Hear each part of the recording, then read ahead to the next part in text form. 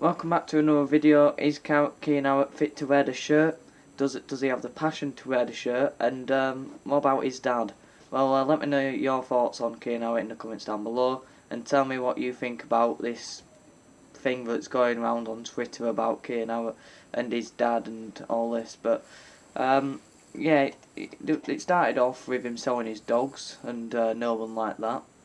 And then now it's gone from his dad putting something on Twitter. I mean, a lot of fans have said, well, some have said that it's like Jordan Gibson again with his dad on Twitter talking about it, the club and Gibson and all that.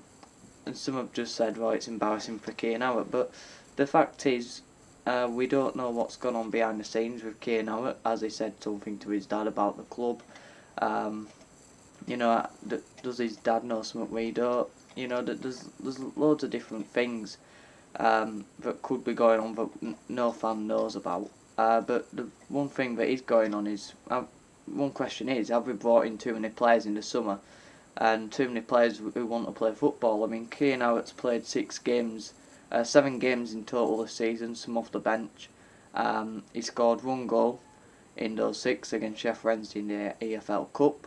And 1 assist, 5 League 2 games. Last season, he played 19 League 2 games and got 3 goals. And he's also played 4 games in the National League before that. So, I mean, he has played a fair amount of games at Port Vale last season. 1 goal in the FA Cup, scoring in it as well, and 2 playoff games and 1 goal at one at Wembley. So he did play quite a few games at Port Vale, and I do think that in all competitions he will match around 20 games like he did at Port Vale, which is good for him because he's getting the football, which obviously he wants and his dad wants and his family wants and we want, because he's a player who excites me, and I'm sure he excites a lot of the fans. He's a player who wants to come on, get on the ball and make things happen, and he does bring quite a lot of passion. I mean, look at that red card against Doncaster, 0-0, comes on, and you could say, well, things weren't going our way and he lashed out or whatever, but he was putting the effort in to try and get us back into a game. So the effort's there, I think. That's been questioned. But one big question you could say is, have we brought in too many players? We've got 4 strikers, potentially 5 if Jake Young.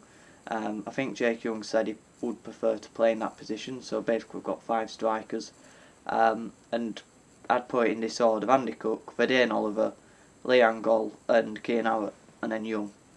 Let me know your order in the comments down below, but I do think he's fourth choice at the minute. With Angol coming on, making an impact, Oliver scoring his first goal and being one of the star signings this season, one of, not the, and Andy Cook, matching Haaland with trying to match Haaland with goals per minute this season.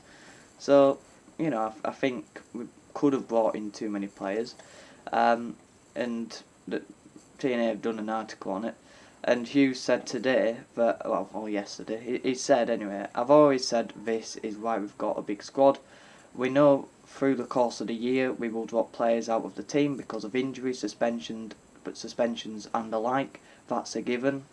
We've already had Osadebe injured, Isa injured, Halliday and Howard have already been suspended, so we've already had that, and we do every season. So I can also see why we brought in a lot of players. What we feel we've got this year is real strength. When we do lose players, when those coming in are of a similar stature and ability, I think it's a real advantage for us, certainly in comparison with last year, when it was more difficult to keep the level high if we lost key players out of the side. This year, I think everyone has seen I've changed things around. Guys have come in, done well, and gone out the team again, and someone else has come in and done well.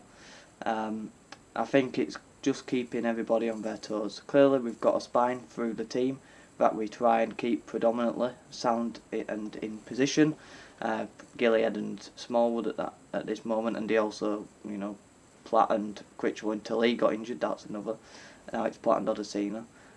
We can introduce players later in games as well, and they are still having an impact for us. Angol started 5 of City's first 6 games, but had not been on the pitch since the goalless draw with Crewe at the end of last month. Hughes was impressed with his response at the weekend. he said he was able to retain the ball and resist challenges, which in fairness we weren't very good at right throughout the team. Sometimes you've got to resist a challenge knowing that you're going to get a free kick if you go down onto the ground. Oh, I said go down to ground. Lee did really well in that aspect. He retained the ball back to goal and got us up the pitch, which is what we needed. Too often we weren't retaining the ball in the opposition half and it wasn't coming back to us. We needed that ability which he gave us.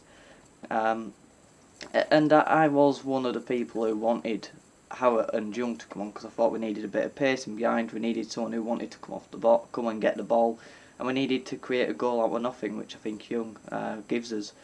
But he went with Oliver, a big target man who will cause problems in the box but won't put him much crosses in.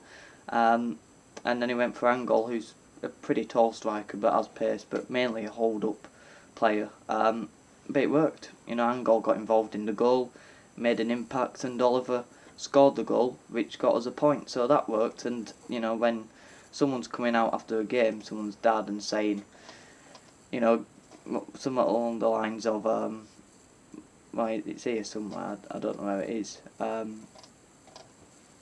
don't know where it is, but he said something along the lines of get Kian back home or something, which is basically he needs to go. But get Kian out at home, get him home to a place where he belongs. Which after a last gasp draw, it's not something that City fans really want to see. And Mark Hughes said, everybody wants to play at the moment. It's sometimes not possible to give opportunities to good players that we have in the group. Kian isn't an exception to that. He's one of many players who would want to play more often, but sometimes you've got to bide your time, be patient and wait for those opportunities and be ready when they do occur. We've just got to recognise the situation you find yourself in. If someone ahead of you is playing well, you've got to accept that opportunities aren't going to be forthcoming in the near future. But it's about seeing the bigger picture and understanding when the opportunities come, you're in the best place to take advantage of them. That means making sure you're training well and making sure you are ready to come on and make an impact. And I'm sure that Mark Hughes has had that before in his playing career and managerial career, where players and himself are playing and he has to make sure that you're ready. And that's something that I think when was it our last came on? I don't think it was Tranmere. It might have been, but he didn't have the greatest performance, and maybe some have hinted that's why he's got a bit of an attitude problem, which Mark Hughes can deal with. I mean, some have said that I won't be surprised if he isn't here till the end of the season, but I think he will, because Mark Hughes has dealt with players who have probably worse attitudes than him if he does have a bad attitude, which I don't think is necessarily right. I don't think he does have a bad attitude. I think he's a confident person, but does he have a bad attitude? I'm not sure. And I don't think it's fair to us to say that unless we absolutely know. But he's dealt with them before. I mean, look at Stoke. But he brought in Berahino. Did he deal with him as he would have liked? Maybe not, but he's had them players. And he's got experience as a player. Very well have dealt with that. Man United, Barcelona, all types of egotistical players he will have dealt with. Marko Arnautovic has a bit of an ego, and Xherdan Shaqiri, for example. That's just a few examples. As a manager also at Man City, there will have been a few. So he'll be used to that. But the thing is at Bradford City is there's no player in that team that gets anywhere close to as Mark Hughes has in football.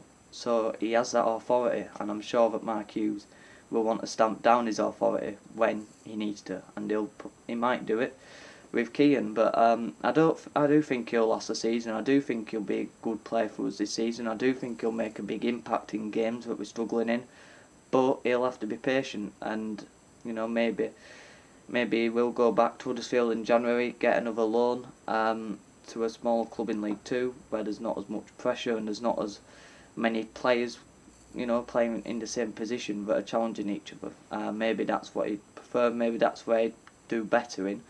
But I do think he's a talented player who has a lot to offer at Bradford City in this season. So no matter what happens with Kian Harratt, I think he's a good player, and I do think that Mark Hughes is able, well enough to be able. I don't know what I'm on about. He's well enough to be. He's old enough. he's good enough to be able to manage a player like Kian Harratt. But let me know your thoughts in the comments down below. Do you think that Kian Harratt, what do you think about all the Kian Harratt stuff, what with selling his dogs? Did you... I don't have a clue about that. I don't know why anyone would be bothered about someone selling the dogs, but unless I missed something, tell me what you think in the comments down below about that. And then about his dad, is he right to be talking about his son on social media? Right? I do think that's a problem though with social media. You can say whatever you want most of the time. I know I'm doing it, but the problem that brings, you know, Kian Harratt might not have known about that, and now he's got the majority of Bradford City fans talking about it, and he's got a minority of them angry at him or, you know, disappointed in him as well. So if you might have been turned by it, let me know if you are. But if you don't care, also let me know if you don't care about it. So let me know your thoughts in the comments down below. Have a good one.